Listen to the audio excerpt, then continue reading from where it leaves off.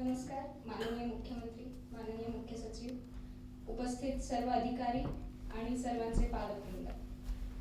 मी आज CM fellowship 2015 यशस्वीपणे पार पाडणाऱ्या फेलोजचे आजपर्यंतचे एक्सपिरियन्सेस आणि त्यांना मिळालेली शिकवण याविषयी एक संक्षिप्त आढावा आपल्याला देणार आहे. आम्ही टोटल 36 जण होतो. काही जण डिस्ट्रिक्ट ऑफिसर्स सोबत होते, काही जण CM वॉर रूम मध्ये होते, तर काही जण डिपार्टमेंट सोबत काम करत होते.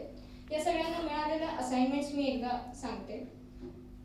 CM वॉर रूम मधून विविध पायाभूत सुविधा प्रकल्पांचे संनियंत्रण, सार्वजनिक वितरण व्यवस्थेचे डिजिटायझेशन, हरिसाल डिजिटल गाव प्रकल्प, सिडकोचा स्मार्ट सिटी व नैना प्रकल्प, महास्कीम पोर्टल, माविमसाठी अधिक प्रभावी MIS ची निर्मिती, मेक इन इंडिया वीकच्या आयोजनात सहभाग, सेवा हमी कायद्याअंतर्गत अधिकाधिक सेवा ऑनलाईन याव्यात यासाठी विभागांसोबत समन्वय, पुणे शहरातील घनकचरा व्यवस्थापनाचा संकल्प, नागरोत्थान, अमृत या नगर विकासाच्या प्रकल्पांचे संनियंत्रण, अहमदनगर जिल्ह्यातील पाणी व्यवस्थापन सुधारणा, नागपुरातील नॉन ॲग्रिकल्चरल जमिनीच्या मॅपिंगचा प्रकल्प, जलयुक्त शिवार अभियानाच्या सुधारित ऑनलाईन संनियंत्रण प्रणालीची निर्मिती, महाराजस्व अभियानांतर्गत कामांचे जिल्हा स्तरावर मूल्यमापन, महाराष्ट्र राज्य वितरण कंपनीसाठी विश्लेषण तसेच तक्रार निवारण यंत्रणा अधिक प्रभावी करण्यासाठी अभ्यास, मेळघाटातील आरोग्य सेवा अधिक प्रभावी व्हाव्यात यासाठी प्रयत्न,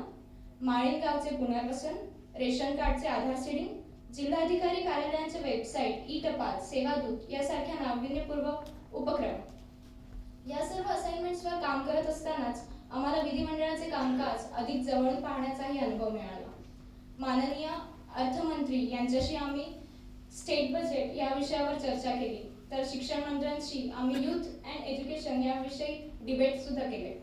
या सर्वातून पॉलिटिशियन्सना अधिक जवळून बघणे, ते कुठल्याही गोष्टीचा कसा विचार करतात किंवा त्यांच्या मते पॉलिसी ठरवताना कुठल्या कुठल्या गोष्टी कन्सिडर कराव्या लागतात, या सगळ्यांचा अनुभव आम्हाला मिळाला.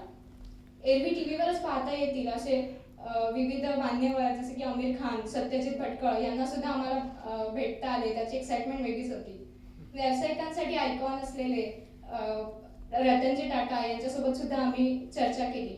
त्याचप्रमाणे वेगळा विदर्भ, बेळगाव कर्नाटक इश्यू, शेतकरी आत्महत्या, role of vernacular media in nation building याविषयी सुद्धा महत्त्वाच्या अभ्यासपूर्ण लोकांशी आम्ही चर्चा साधली आणि त्यावरून आम्हाला या सगळ्या विषयांकडे बघण्याचा एक वेगळाच पैलू मिळाला.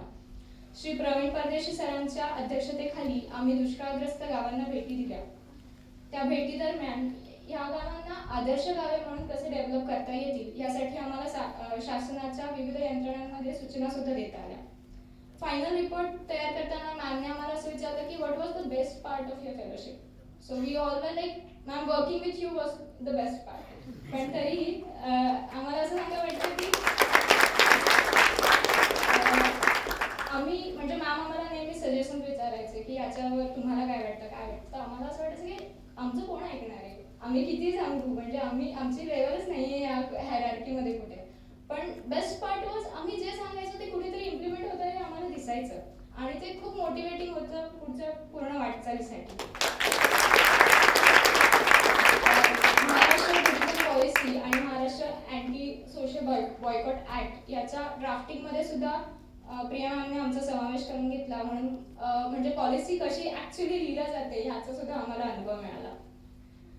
नवीन जॉईन इंटर्न्सना मला असं सांगावं वाटतं की all of you may not have the same talent, but being part of this fellowship you all will get the equal opportunity to develop your talent. फेलोशिपमुळे अजून एक गोष्ट अशी चांगली घडली की फेलोशिपने आम्हाला एक चांगला श्रोता बनवलं. ग्राउंड लेवलवर काम करताना लोकांच्या समस्या ऐकून घेणं जितकं महत्त्वाचं असतं, तितकंच फील्ड लेवल ऑफिसर्सच्या सूचना ऐकून घेणं पण महत्त्वाचं असतं. तसेच ते हायर लेवलला पोहोचवणं सुद्धा महत्त्वाचं असतं हे आम्हाला कळलं. फेलोशिप ही कधीच आम्हाला नेमून दिलेल्या असाइनमेंट्स पुरती मर्यादित नव्हती. आम्हाला आवडेल त्या, आम्हाला महत्त्वाच्या वाटेल त्या सगळ्या मीटिंग्सना जाऊन बसायचो. नुसतं बसायचं नाही, आम्ही त्याच्यात बोलायचो सुद्धा.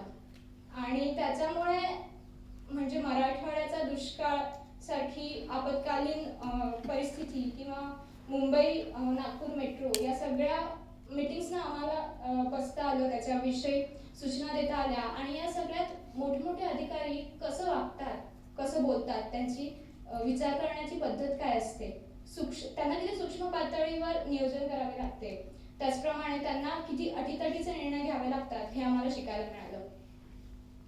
आम्ही नागपूरला अधिवेशनाला गेलेलो असताना नीरी ह्या राष्ट्रीय पातळीच्या वैज्ञानिक संस्थेला सुद्धा भेट दिली.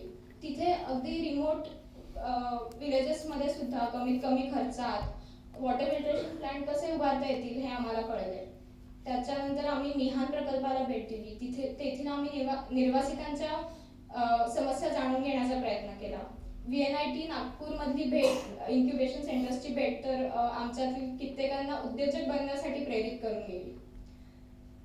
आपल्यापैकी निश्चितच बरेच जण स्पर्धा परीक्षांचा अभ्यास करत असतील आणि मी स्वतःही स्पर्धा परीक्षांचा अभ्यास करते, त्याच्यामुळे मी असं सांगू शकते की ह्या कार्यक्रमाचा आराखडा हा स्पर्धा परीक्षेच्या अभ्यासक्रमाला नक्कीच पूरक आहे. शासन यंत्रणेतील reluctance to change and how to overcome it या विषयावर माननीय मुख्य सचिवांनी आमच्या सगळ्यांचं मार्गदर्शन केलं आणि ते कायमस्वरूपी आम्हाला प्रेरणादायी ठरलं. त्याचप्रमाणे आपले सरकार, जलयुक्त शिवार, मागेल त्याला शेततळे या अशा बऱ्याच योजनांवर आम्ही त्या योजना बाल्यावस्थेत असल्यापासून काम केलं. कुठलीही योजना स्टार्ट करणे हा त्या योजनेतला सगळ्यात सोपा भाग असतो असं मला वाटतं. अवघड असतं ते त्याचं इम्प्लिमेंटेशन आणि monitoring.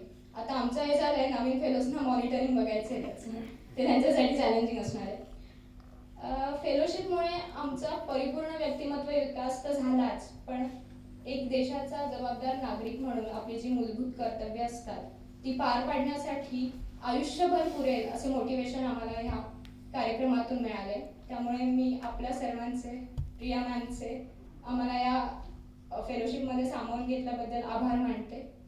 Last but not the least, असं म्हणतात की to see your parents smile is the biggest happiness, but for me to see your parents smile and knowing that the reason behind their smile is you is bigger than anything.